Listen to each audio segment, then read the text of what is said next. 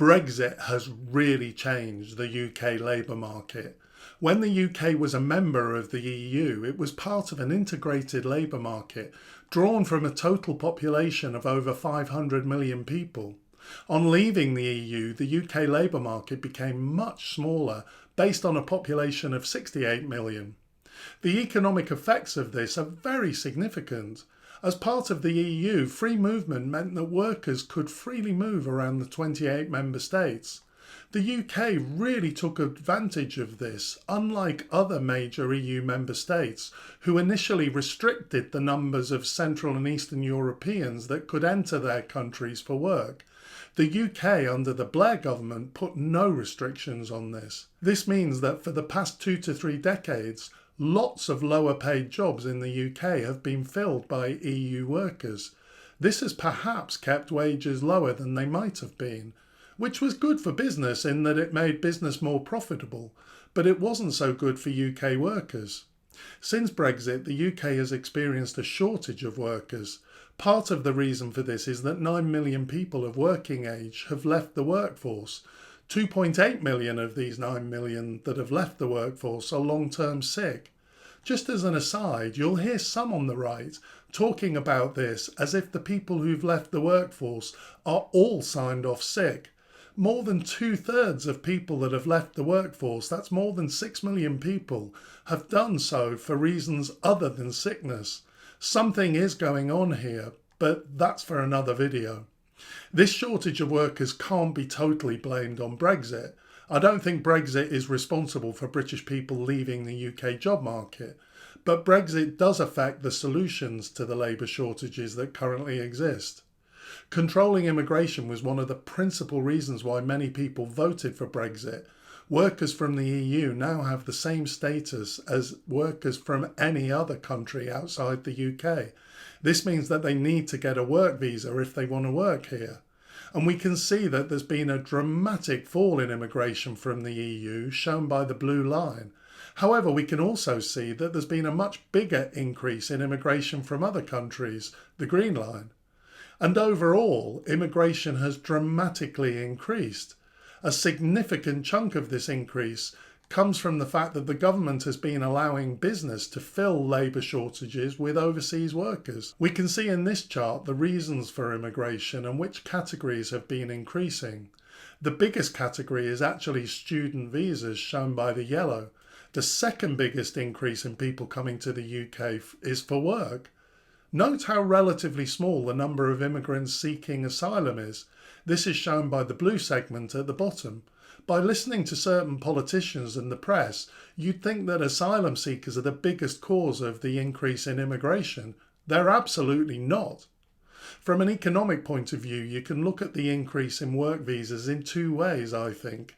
On the one hand, I do have some sympathy with the argument that the market should be left alone and not distorted by immigration. UK workers' wages would have to increase to attract people back into the job market. On the other hand, whilst I would wholeheartedly support the idea of workers being paid more, this would dramatically increase business costs. In this cost of living crisis, any more inflation could be really damaging for the economy. On balance, I think that allowing immigration to fill some of the more problematic labour shortages is probably desirable from an economic point of view. Considering the question whether Brexit has caused an increase in immigration, I think the answer to this is yes. If the UK had remained in the EU, business would have been able to fill the labour shortages by employing people from other EU member states.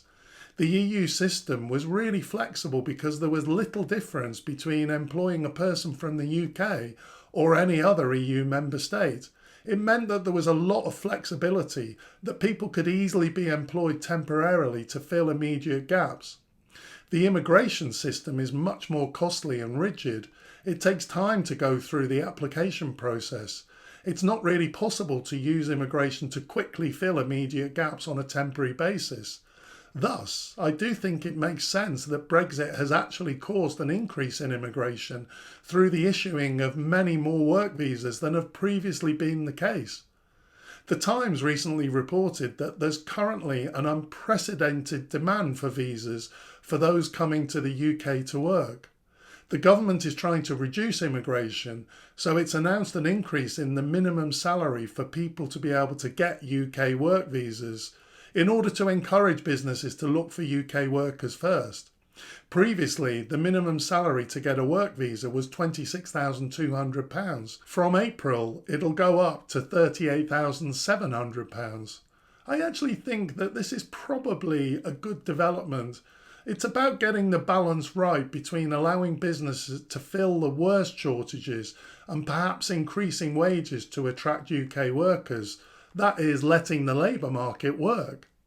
Actually, there is still the possibility for workers in certain sectors to come in on lower salaries. For occupations where there's a particular shortage, lower minimums will apply. For example, for health and care worker visas, the minimum is actually £20,960. So even under the new rules, it's possible that large numbers of immigrants will still be required to ensure that certain jobs are adequately staffed. Ironically, the increase in minimum salaries announced for April seems to have had the effect of increasing immigration. The reason for this is that there's been a rush for work visas before the change in April. We don't have actual stats on this yet. However, the Times reports that the change in salary rules has caused a clamour to obtain visas, and the system is struggling to keep up with demand. The paper also reports that the Home Office is reviewing the system in order to prevent a collapse before the changes. The intention of this change is clearly to reduce immigration, but it's ironic that the initial effect of this new policy will increase immigration further. In conclusion, we definitely can't say that Brexit has caused all of the big increase in immigration since the UK left the EU. However, we can say that work visas for overseas workers from non-EU countries has been a major component of the increase. Thus, it definitely is the case that Brexit has increased immigration. I hope you found this information useful. If you did, please consider liking and subscribing. I'd be really grateful for that. Thanks for watching, and I'll see you next time.